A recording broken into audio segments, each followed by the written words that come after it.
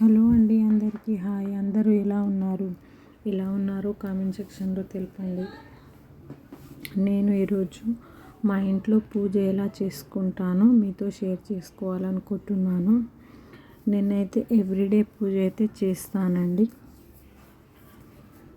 రోజుల్లో work busy వల్ల చాలామందికి ఎవ్రీడే పూజ చేసుకోవడం కుదరట్లేదు. కానీ ఎవ్రీడే పూజ చేసుకుంటే మాత్రం మనసుకు ప్రశాంతంగా అనిపిస్తుంది. మేమైతే ఎవ్రీడే పూజ అయితే చేసుకుంటామండి. ఇంట్లో పూజ చేసుకుంటే చాలా పాజిటివ్ ఎనర్జీ ఉన్నట్టు అనిపిస్తుంది. నేనైతే ముందుగా పూజ గదిని నీట్గా తడి బట్టతో క్లీన్ చేసుకుంటాను. క్లీన్ చేసుకున్న తర్వాత పూజ గది ముందైతే ఒక చిన్న ముగ్గు వేసుకుంటానండి. ఇలా చిన్నగా ముగ్గు వేసుకుంటాను. ముగ్గు వేసుకొని దేవత విగ్రహాలను నీట్గా శుభ్రపరచుకొని వాటిని అయితే పొడి బట్టతో తుడుచుకుంటాను. ఇలా నీట్గా తుడుచుకుంటే విగ్రహాల పైన ఉన్న నీటి మరకలు పడవు. నీట్గా తుడుచుకొని మంచిగా బొట్లు అయితే పెట్టుకుంటానండి. పిల్లలైతే స్కూల్కి వెళ్ళిపోయారండి. మీలో ఎంతమంది ఎవ్రీడే పూజ చేస్తారు నాకు కామెంట్లో తెలపండి.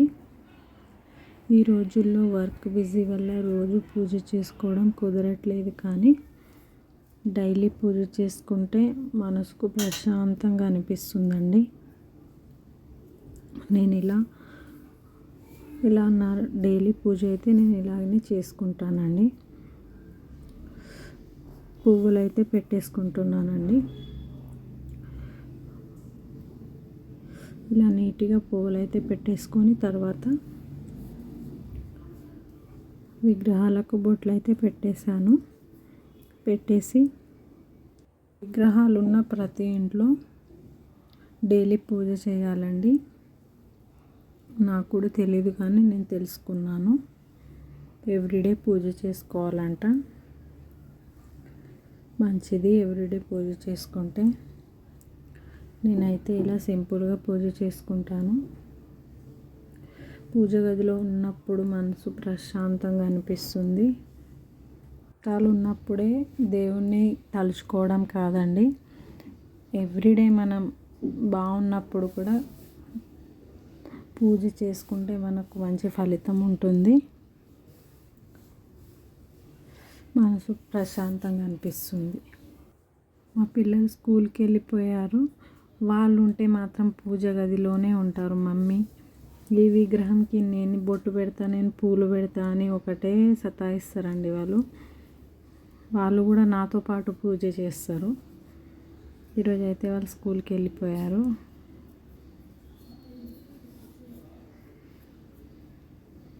మీరు మీ ఇంట్లో పూజ ఎలా చేసుకుంటారో నాకు కామెంట్లో తెలపండి.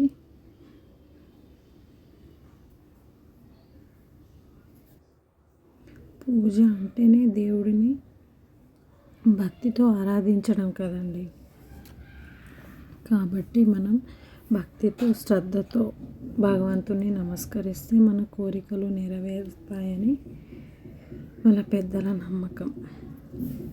పూలు, దీపం, ధూపం, నైవేద్యం సమర్పిస్తూ దేవుణ్ణి స్మరించడం మంచిది.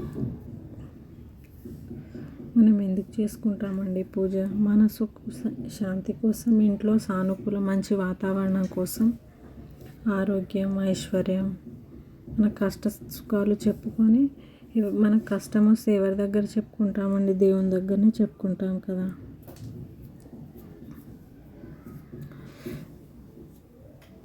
తెలిసిన ఒక విషయం అయితే నేను మీతో చెప్తాను. బాధలో కూడా దేవుడు మనల్ని వదలడండి. కనిపించకపోయినా ఆయన మనల్ని చూస్తున్నాడనే నమ్మకం ఉంచితే మనం సక్సెస్ అవుతాం. ఇది నా విషయంలో జరిగింది కాబట్టి నేను చెప్తున్నానండి. మీరు కూడా ఇలానే నమ్మకం పెట్టుకుంటే మంచి జరుగుతుంది. ఇలా సింపుల్గా అయితే నేను పూజ చేసుకుంటానండి.